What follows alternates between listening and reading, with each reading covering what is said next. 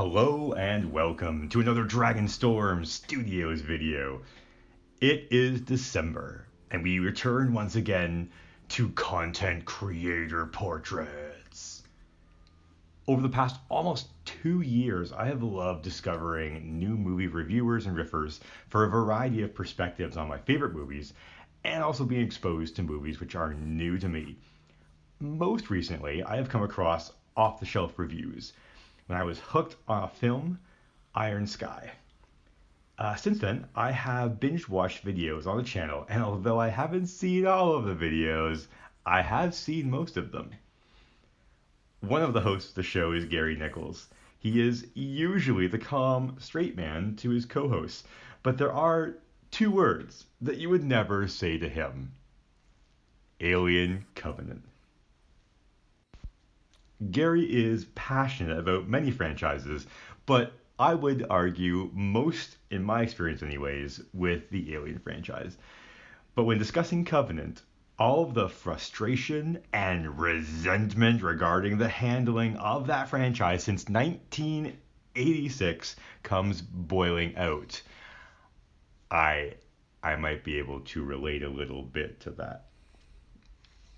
So he often focuses on the cinematography of the films and the reviews, but he also has a great eye for set design, set dressing, acting quality, and I think maybe second to cinematography is special effects. I only know who Rick Baker and Rob Bottin are because of this channel. So the show mainly focuses on horror or cult status films, and therefore is not for everyone. Warning if you are offended by language content. But the entertaining banter, knowledgeable hosts, and passion with which they review these films is a joyous thing to watch.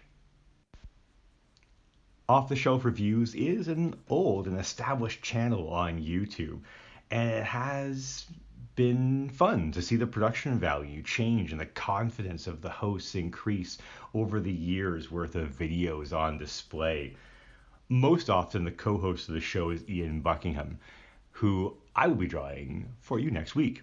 But there have been several different co-hosts, and they have all brought their own knowledge and their own opinions to the table. And although I don't always agree with the opinions being presented, I do appreciate the work they put into the videos and the passion they have for movies in general, which I also greatly admire. You may have already noticed the skulking alien in the background there, but don't worry, he's just giving Gary a little pat on the shoulder. Nothing to worry about. But we definitely see the love that Gary has for the Alien franchise. I share that as well. I love those movies immensely. So as I had smudged in and blended in the shirt, you may have noticed some fingerprints that had occurred there. Getting rid of those very easy. You just take the eraser, get rid of them, and then go over again with the blending stomp or some other implement to smudge them in. But natural oils in our skin do sometimes get into the paper, and that does affect sometimes the shading. To give depth, of course, we have to add some shading beneath the chin and jaw, and that just creates that separation and creates a bit more depth and realism into our picture, which is ever so important. Shading on the face, again, just adding a bit more depth, making it look a bit more realistic. It's absolutely amazing just what a difference that makes. And it's not that difficult. You just need to kind of look and see where those darker areas are.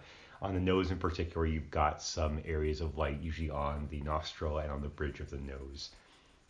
As we add some work to the cheekbones and to the mouth, again, just adding some contrast makes a big difference. If you only had black and white, it would look very flat, but by adding all these little gray tones makes a really big difference into the picture. When it comes to teeth, I find it's always easiest to go for the darker areas in between the teeth first, and that just creates that wonderful sense of depth inside the mouth, the idea that we can see kind of into the mouth even though the mouth is largely closed. Great smile here, however, on Gary's face. He has an amazing smile. He looks so cool on screen when he's laughing or giving some sort of commentary, which is just wonderful. The beard.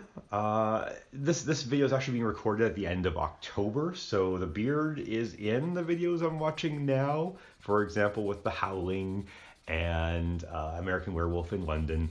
But the trouble with doing these videos ahead of schedule, of course, is just that chance that things change over time. But thank you so much for watching. Hope you had a fantastic time watching that video. Have a fantastic day, everybody. Bye-bye.